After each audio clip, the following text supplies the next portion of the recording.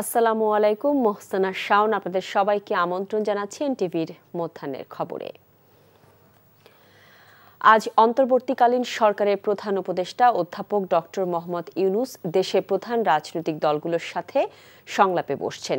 এটি হবে রাজনৈতিক দলগুলোর সঙ্গে অন্তর্বর্তী সরকারের তৃতীয় দফা সংলাপ। ৬টি সংস্কার কমিশন এবং দেশের বর্তমান আইনশৃঙ্খলা পরিস্থিতি নিয়ে এই সংলাপ অনুষ্ঠিত হচ্ছে।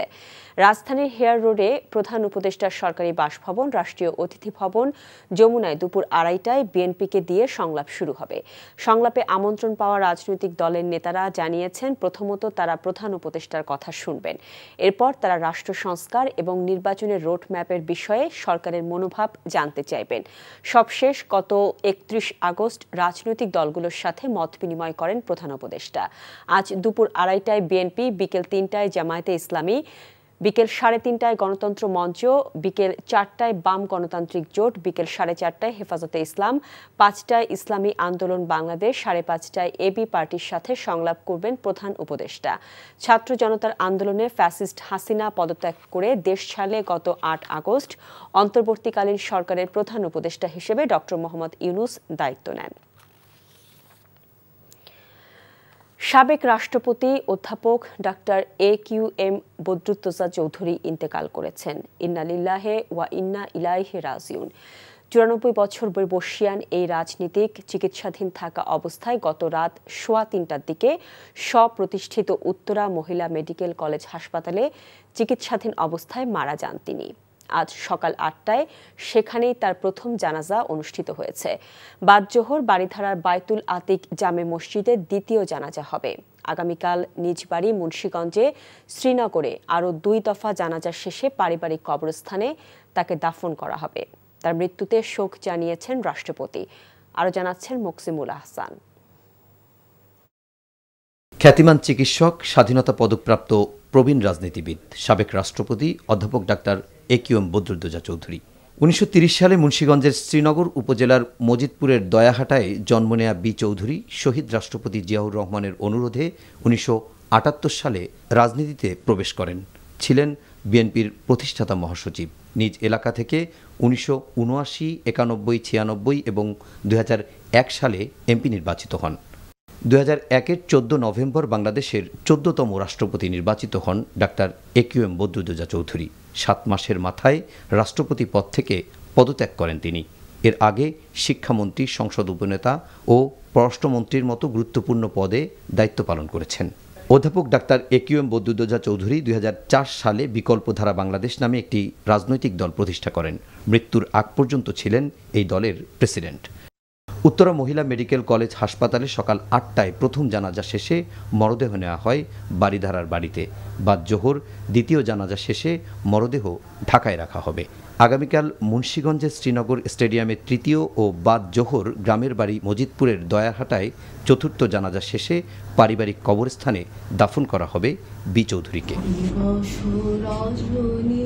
ভালোবাসা ভালোবাসা সুখী ভালোবাসা কারে কয়। ৯৪ বছর বয়সী এই রাজনীতিবিদ এক ছেলে, ২ মেয়ে এবং নাতি নাতনি সহ অসংখ্য গুণগ্রাহী রেখে গেছেন। ফুসফুসে সংক্রমণ হওয়ায় গত ২ অক্টোবর বৃহস্পতিবার থেকে বদরুদ্দোজা চৌধুরী উত্তরা মহিলা মেডিকেল কলেজ হাসপাতালে ভর্তি ছিলেন। চিকিৎসাধীন অবস্থায় নিজ প্রতিষ্ঠিত উত্তরা মহিলা মেডিকেল কলেজ হাসপাতালে শুক্রবার দিবাগত রাত ৩:৩০টায় শেষ নিঃশ্বাস ত্যাগ করেন doctor AQM Badruddoza Chowdhury. Muksimul Ahsan, NTV news, Dhaka.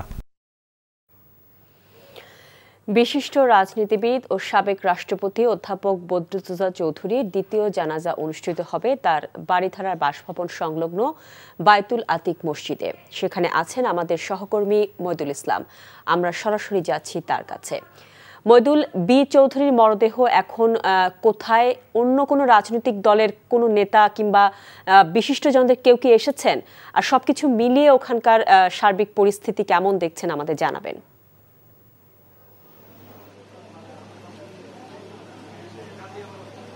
হ্যাঁ, শাওন, উত্তরার যে প্রথম দফার যে জানাজা, সেই জানাজা শেষে সকাল 10টার দিকে সাবেক রাষ্ট্রপতি অধ্যাপক ডাক্তার AQM বদিউদ্দিন চৌধুরী নিজ বাসভবন, যে বাড়িধারা যে বাসভবন, সেখানে আনা হয়েছে। এই মুহূর্তে তার মরদেহ মূলত তার পরে এখানে যে মসজিদ, সেখানে জানাজা দুটি দফার জানাজা অনুষ্ঠিত হবে। তো আমরা এখানে আশা করে দেখছি যে তার মরহুমের স্বজনরা এবং তার পরিচিত বন্ধু বান্ধব এবং তার দীর্ঘদিনের রাজনৈতিক যে সহকর্মীরা আছে, তারা এখানে এসেছেন।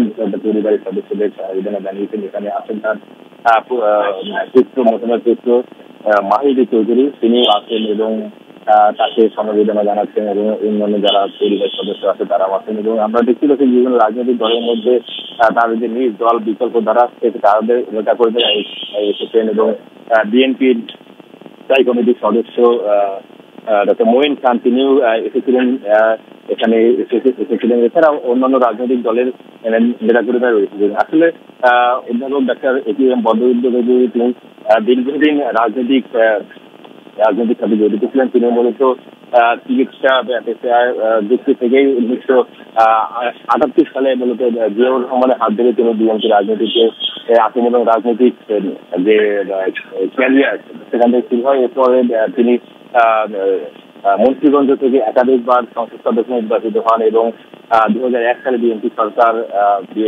গঠন করার পরে তিনি রাষ্ট্রপতি নির্বাচিত হয়েছেন। তারপরে পর্যায়ে গিয়ে তিনি বিকল্প ধারা নামে রাজনৈতিক দল গঠন করেছেন। তো সেই দলের অসংখ্য নেতাকর্মীরাও আমরা দেখতে এসেছি এবং তাদের যে দলের নেতাকর্মীদের মধ্যে এক ধরনের শোকের ছায়া নেমে এসেছে। কারণ এই বিকল্প ধারার যে রাজনৈতিক দল, এটার প্রতিষ্ঠাতা এবং বলা যায় বত বৃক্ষ হলো এই যে অধ্যাপক ডাক্তার AQM বদিউদ্দিন চৌধুরী।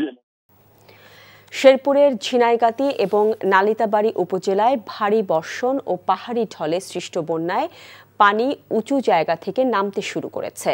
নালিতাবাড়ী এলাকায় উঁচু জায়গা থেকে সকালের মধ্যে পানি নেমে গিয়েছে, তবে নিম্নাঞ্চলে আরও বেশ কয়েকটি গ্রাম প্লাবিত হয়েছে। এর ফলে দুই উপজেলার নিম্নাঞ্চলে 40টি গ্রামের মানুষ পানিবন্দী হয়ে পড়েছে। সেনাবাহিনী 4টি স্পিড বোট উদ্ধার কাজে অংশ নেবে। প্রশাসনের তরফ থেকে বন্যার্তদের উদ্ধার এবং তাদের সহায়তা প্রদানের সর্বোচ্চ চেষ্টা করা হচ্ছে। শারদীয় দুর্গোৎসবকে ঘিরে সারা দেশে মণ্ডপে মণ্ডপে চলছে সাজ রব। ইতিমধ্যে শেষ হয়েছে প্রতিমা নির্মাণ। অধিকাংশ মন্দিরে প্রতিমা রং করার কাজও সম্পন্ন হয়েছে। শেষ মুহূর্তে গেট নির্মাণ, আলোকসজ্জা সহ আনুষঙ্গিক কাজ চলছে মণ্ডপগুলোতে। এবছরে পূজা সুষ্ঠুভাবে সম্পন্ন এবং সার্বিক নিরাপত্তায় মণ্ডপগুলোতে সেনাবাহিনীর সদস্যরা পরিদর্শন করে সনাতন ধর্মাবলম্বীদের সাথে মত বিনিময় করেছেন। এছাড়াও জেলা প্রশাসন, পুলিশ প্রশাসনের পক্ষ থেকেও ব্যাপক প্রস্তুতি গ্রহণ করা হয়েছে। ওয়ালিউল্লাহ অলির ডেস্ক রিপোর্ট। মাদারীপুরের 5 উপজেলার 432টি মণ্ডপে অনুষ্ঠিত হবে সনাতন ধর্মাবলম্বীদের সবচেয়ে বড় উৎসব শারদীয় দুর্গাপূজা। ইতোমধ্যেই মণ্ডপগুলোতে প্রতিমা তৈরি এবং রং করার কাজও শেষ হয়েছে। শেষ মুহূর্তে গেট নির্মাণ, আলোকসজ্জা সহ নানা কাজে ব্যস্ত সময় পার করছেন মন্দির সংশ্লিষ্টরা। জেলা প্রশাসন, পুলিশ প্রশাসন ও সেনাবাহিনীর পক্ষ থেকে পূজা সুষ্ঠুভাবে সম্পন্নের লক্ষ্যে ব্যাপক প্রস্তুতি গ্রহণ করায় চারদিকে উৎসবের আমেজ বিরাজ করছে। সেনাবাহিনীর সদস্যরা প্রতিটি মণ্ডপে গিয়ে পরিদর্শন করছেন ও সনাতন ধর্মাবলম্বীদের সাথে মত বিনিময় করছেন। এবার প্রতিটি পূজা মণ্ডপে সিসি ক্যামেরা বসানো বাধ্যতামূলক করেছে জেলা প্রশাসন। 3 শতাধিক প্রতিমা নিয়ে দুর্গাপূজার প্রস্তুতি শেষ করেছে রাধা গোবিন্দ সেবাশ্রম নিমতলা মন্দির। এই পূজা মণ্ডপের দর্শনার্থী শুধু বাংলাদেশ নয়, ভারত থেকেও অনেকে এখানে আসেন পূজারী হিসাবে। এখানে বছর জুড়ে নানা ধর্মীয় অনুষ্ঠান ও পূজা অর্চনা হয়ে থাকে। শিশুদের ধর্মীয় শিক্ষা দেবারও ব্যবস্থা রয়েছে এখানে। আগের বছরের তুলনায় এবার অনেক পুতুল হয়েছে, আবার সুন্দর দৃষ্টিভঙ্গি, অনেক কারুকলামও হয়েছে। আমাদের একটা মনোমুগ্ধকর পরিবেশ। বেড়ছি নিমতলা। আমাদের 12 মাসে 13 পার্বণ যতগুলো অনুষ্ঠান সবকিছু এখানে হয়, বিশেষ চৈত্র মাসে মহানাম যজ্ঞ। এছাড়া নেত্রকোনায় 468টি মণ্ডপে উদযাপিত হবে দুর্গাপূজা। বুধবার ষষ্ঠী পূজার মধ্য দিয়ে শুরু হবে শারদীয় দুর্গোৎসবের মূল আনুষ্ঠানিকতা, আর রোববার বিসর্জনের মধ্য দিয়ে বিদায় নেবেন দেবী দুর্গা। ওয়ালিউল্লাহ অলি, NTV নিউজ ডেস্ক। পূজার খবর জানতে এখন যাচ্ছি নেত্রকোনায়। সেখানে আছেন আমাদের স্টাফ করেসপন্ডেন্ট ভজন দাস। ভজন, পূজার প্রস্তুতি কেমন দেখছেন?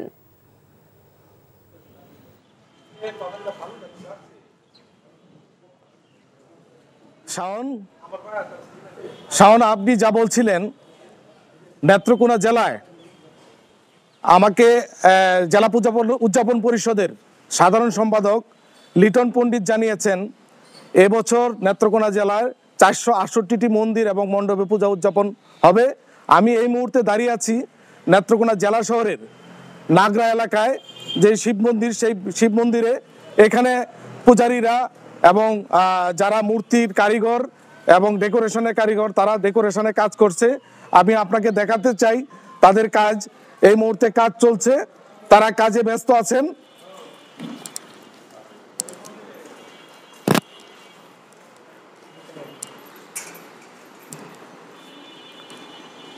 এখানে যারা মূর্তির কারিগর ইতিমধ্যে মূর্তির কাজ সমাপ্ত করে তারা রঙের কাজ করছেন, রং তুলির আঁচড় দিচ্ছেন এবং বিভিন্ন যে মূর্তির কাপড় আছে এবং অন্যান্য সামগ্রী আছে সেটি নিয়ে এখন তারা দিন গুনছে। আর কয়দিন বাকি, আগামী 9 অক্টোবর এই শারদীয় উৎসব শুরু হবে এবং শারদীয় বিসর্জনের মাধ্যমে আগামী 13 অক্টোবর শেষ হবে এই হিন্দু ধর্মের সবচেয়ে বড় যে উৎসব, শারদীয় দুর্গা উৎসব।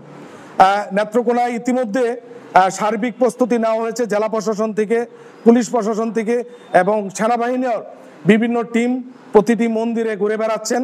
তারা আশ্বস্ত করছেন সুষ্ঠু ও সুন্দরভাবে পূজা উদযাপনের যাতে সমাপ্তি ঘটে। আমাকে নেত্রকোনা জেলা